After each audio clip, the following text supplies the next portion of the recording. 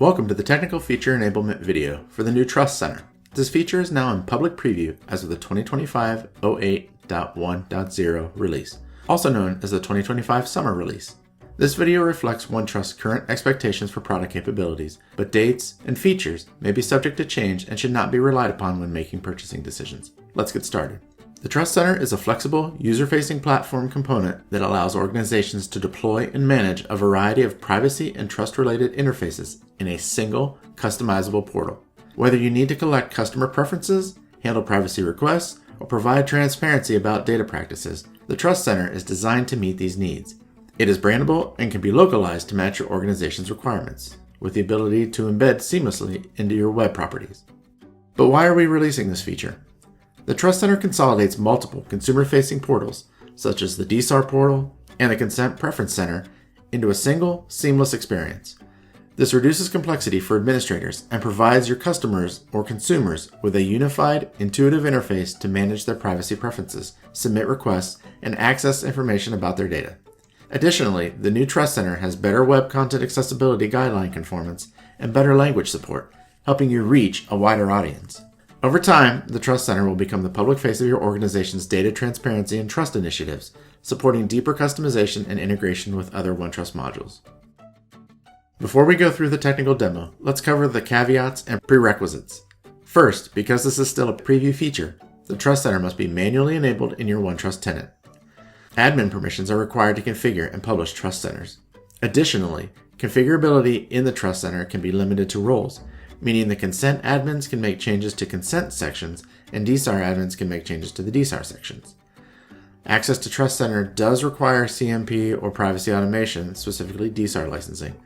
If you wish to combine both CMP and DSAR functionality, you need a subscription covering both. For questions, please consult your account representative for details and to have the preview enabled in your environment. Let's look at this preview feature in action. Once enabled in your tenant, you'll find the Trust Center by scrolling down the navigation menu until you find Trust Center under the list of general apps. To start, you'll click Create Portal, enter a name and optionally a description, and click Create. Clicking on my newly created portal, we start at the Settings page. Two items I'd like to highlight. First, the toggle to allow language selection, and second, the ability to add safe domains. The Safe Domains list helps constrain the domain names where the embedded portal is allowed to load, using Content Security Policy HTTP response directives. Once you add the list of URLs where your Trust portal exists, click Save. Moving on, let's examine the Branding tab. Admins now have full control of the branding colors, logos, and favicon. Here you'll also find styling options for appearance items, such as body text, headers, buttons, and more. You'll also find the Translations tab, where admins can manage the various languages presented in the portal and the specific verbiage used for each component designed in the Trust portal. To add languages, click on Manage Languages and select the desired translations. Click Save to update the language list, and then choose the target language to see the various translatable components. As you add components in the Builder tab, additional translations are shown. For instance, if I change to an existing portal that I've built, you can see the additional options for translation shown here. Now, I'll click the Build tab. This is where we start bringing together the disparate Trust websites into a single place. You'll see a split view where there is a panel to add pages and customize sections on each page, and then another panel that gives a preview of what has been created. Let's say you want to create a Trust Center with 3 pages. The home page, as you see here, is where you could give more information about your organization's view towards trust and consent. You might also want to add 2 more pages, one for consent and one for data management, such as DSAR requests. You'll click Add Page and name the second page Your Consent. Then click Add Page and name the third page Your Data. To start building out these pages, click on the home page. Now you can add and manage sections to this specific page. Clicking Add Section, you'll see a number of content options you can leverage on this portal.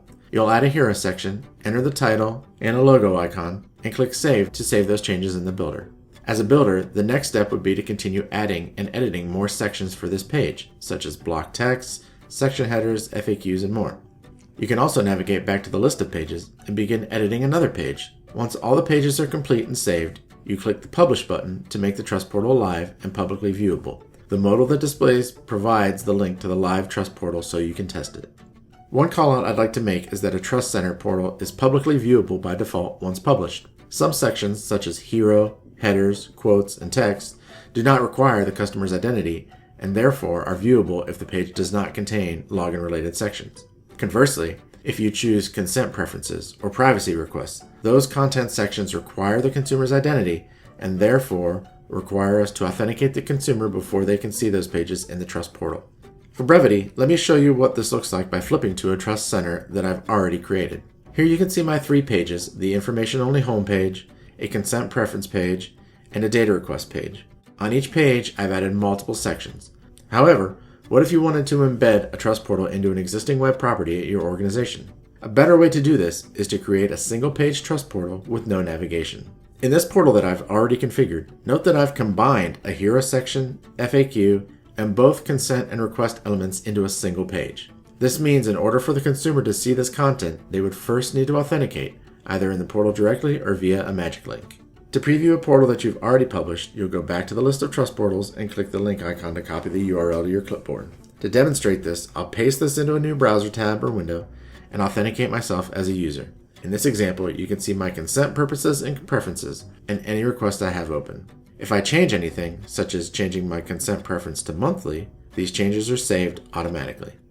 You can see the effect of this back in consent and preference management. I created a consent receipt through an existing web form a while back, but just updated it through the Trust Center I was previously showing. Looking at the list of receipts, note the new receipt created by the Trust Center when I updated my preference for marketing consent. In my original receipt, I had selected the weekly preference for marketing, but in the receipt generated by the Trust Center, I modified this to monthly preference. Looking at the Purposes tab, you'll see my purpose and preference updated also. Back to the idea of embedding the single-page Trust Center into an existing web application.